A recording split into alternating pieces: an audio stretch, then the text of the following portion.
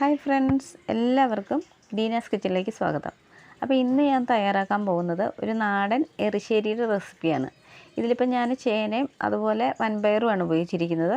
അപ്പോൾ ചേനയ്ക്ക് പകരം വേണമെങ്കിൽ മത്തങ്ങ ഉപയോഗിച്ചിട്ടും ഇതേ മെത്തേഡിൽ തന്നെ ചെയ്യാവുന്നതാണ്. അപ്പോൾ നമുക്ക് വീഡിയോയിലോട്ട് പോകാം. അപ്പോൾ നമുക്ക് എറിശ്ശേരി ഉണ്ടാക്കാൻ തുടങ്ങാം. ഇതിനായിട്ടിപ്പോൾ ഞാൻ 2 കപ്പ് ചേനയാണ് ക്ലീൻ ചെയ്തെടുത്തിരിക്കുന്നത്.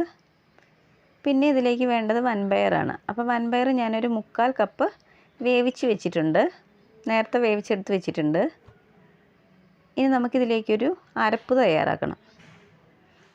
അപ്പോൾ അതിനായിട്ട് ഞാനിപ്പോൾ ഇവിടെ 1 കപ്പ് തേങ്ങ ചിരകിയതെടുത്തിട്ടുണ്ട്. പിന്നെ ഇതിൽ വേണ്ടത് ഒരു 1/4 ടീസ്പൂൺ മഞ്ഞൾപ്പൊടി, 3 ചെറിയുള്ളി, 2 വെളുത്തുള്ളിയുടെ അല്ലി, ഒരു 1/2 ടീസ്പൂൺ ചെറിയ ജീരകം, അതുപോലെ തന്നെ ഒരു 2 പച്ചമുളക്. പച്ചമുളകൊക്കെ ഓരോരുത്തരുടെ എരിവിനനുസരിച്ച് എടുത്താൽ മതി. ഞാനിപ്പോൾ ഇവിടെ 2 എണ്ണമാണ് എടുത്തിരിക്കുന്നത്. അപ്പോൾ ഇതൊന്ന് നമുക്ക് അരച്ചെടുക്കണം. ഇത് നല്ല പേസ്റ്റായിട്ട് അരച്ചെടുക്കണ്ട, ഒരു തരിതരിപ്പായിട്ടൊന്ന് അരച്ചെടുത്താൽ മതി. പിന്നെ ഇതിലേക്ക് നമുക്ക് വറുത്തിടാൻ വേണ്ടിയിട്ട് കുറച്ച് തേങ്ങ വേണം. ഞാനിപ്പോൾ ഇവിടെ ഒരു 1/2 കപ്പ് തേങ്ങ എടുത്തിട്ടുണ്ട്. ഇത് നമുക്ക് അവസാനം വറുത്തിടാൻ വേണ്ടിയിട്ടുള്ളതാണ്. അതിൻ്റെ കൂടെ ഒരു 4 വറ്റൽമുളക് എടുത്തിട്ടുണ്ട്. പിന്നെ ആവശ്യത്തിന് കറിവേപ്പിലയും കൂടെ എടുത്തിട്ടുണ്ട്. ഇനി നമുക്ക് ആദ്യം ഈ ചേന ഒന്ന് വേവിച്ചെടുക്കണം. അപ്പോൾ ഞാൻ നേരത്തെ വൻപയർ വേവിച്ച അതേ കുക്കറിൽ തന്നെ ചേന ഇട്ട് കൊടുക്കുന്നുണ്ട്. നമുക്ക് ആ പാത്രം കഴുകേണ്ട ആവശ്യമൊന്നുമില്ല, അതിലേക്ക് തന്നെ ചേന ഇട്ട് കൊടുത്തിട്ടുണ്ട്. ഇനി നമുക്കിതിലേക്ക് വെള്ളം ഒഴിച്ചു കൊടുക്കണം. ഞാനിപ്പോൾ ഇവിടെ 1 ഗ്ലാസ് വെള്ളം ഒഴിച്ചു കൊടുക്കുന്നുണ്ട്. പിന്നെ ഇതിലേക്ക് ഒരു 1/4 ടീസ്പൂൺ മഞ്ഞൾപ്പൊടിയും 1/2 ടീസ്പൂൺ മുളക് പൊടി ഇട്ട് കൊടുക്കുന്നുണ്ട്.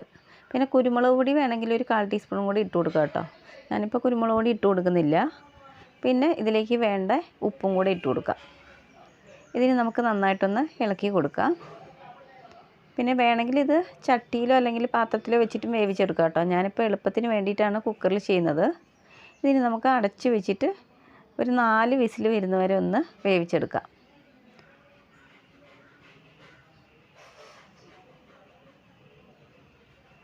ഇനി നമുക്ക് തീ ഒന്ന് കത്തിച്ച് കൊടുക്കാം.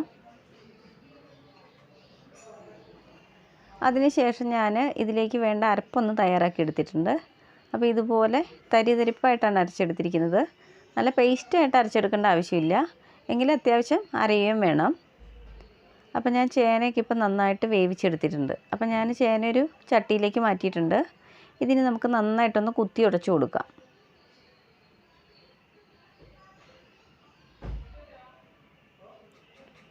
ഇതിപ്പോൾ അത്യാവശ്യം നന്നായിട്ട് ഉടച്ചെടുത്തിട്ടുണ്ട്.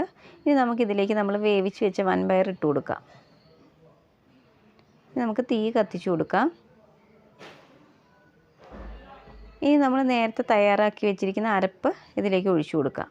ഇതിന് നമുക്ക് നന്നായിട്ടൊന്ന് മിക്സാക്കി കൊടുക്കണം.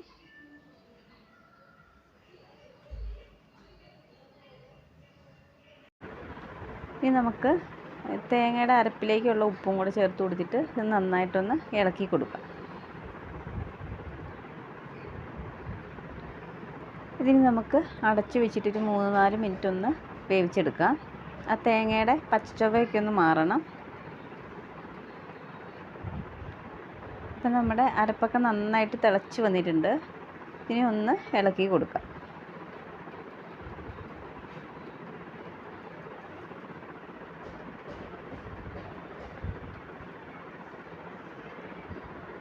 ഇതിപ്പോൾ ആയിട്ടുണ്ട്. ഇതിന് നമുക്ക് അടുപ്പത്തുനിന്ന് മാറ്റി വെക്കാം.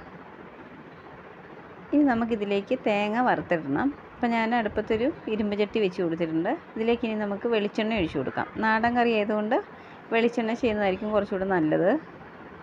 ഇതിനെ ഒന്ന് ചൂടായി വന്നോട്ടെ.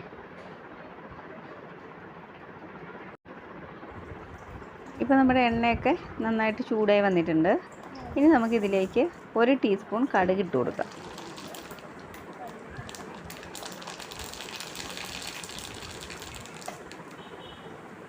ഇപ്പോൾ കടുകൊക്കെ പൊട്ടി വന്നിട്ടുണ്ട്. ഇപ്പോൾ തീ ഒന്ന് കുറച്ചിട്ട് ഒരു 3-4 വറ്റൽമുളക് പൊട്ടിച്ചിട്ട് കൊടുക്കാം.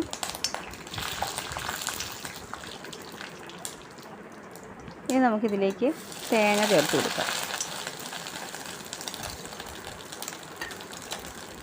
ഇതിൻ്റെ കൂടെ തന്നെ കറിവേപ്പിലയും കൂടി ഇട്ട് കൊടുക്കാം.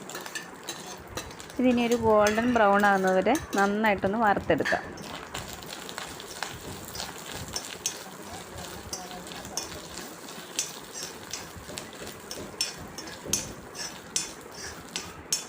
തേങ്ങയുടെ നിറമൊക്കെ മാറി തുടങ്ങിയിട്ടുണ്ട്. അപ്പോൾ നമ്മുടെ തേങ്ങയൊക്കെ നന്നായിട്ട് വറുത്തെടുത്തിട്ടുണ്ട്. നമുക്ക് തീ ഓഫ് ചെയ്യാം. ഇനി നമുക്ക് നമ്മൾ വറുത്ത തേങ്ങ നമ്മുടെ കറിയിലേക്ക് ഇട്ട് കൊടുക്കാം.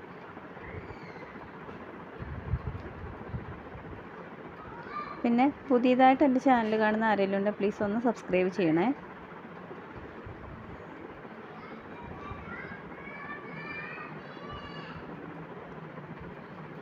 അങ്ങനെ നമ്മുടെ നാടൻ എറിശ്ശേരി ഇവിടെ റെഡി ആയിട്ടുണ്ട്. അപ്പോൾ നിങ്ങൾക്ക് ഈ വീഡിയോ ഇഷ്ടപ്പെട്ടാൽ ഒന്ന് ലൈക്ക് ചെയ്യണം. അതുപോലെ തന്നെ നിങ്ങളുടെ കമൻസൊക്കെ ഒന്ന് അറിയിക്കണം. അപ്പോൾ മറ്റൊരു വീഡിയോയുമായി കാണുന്നവരെ ബായ്.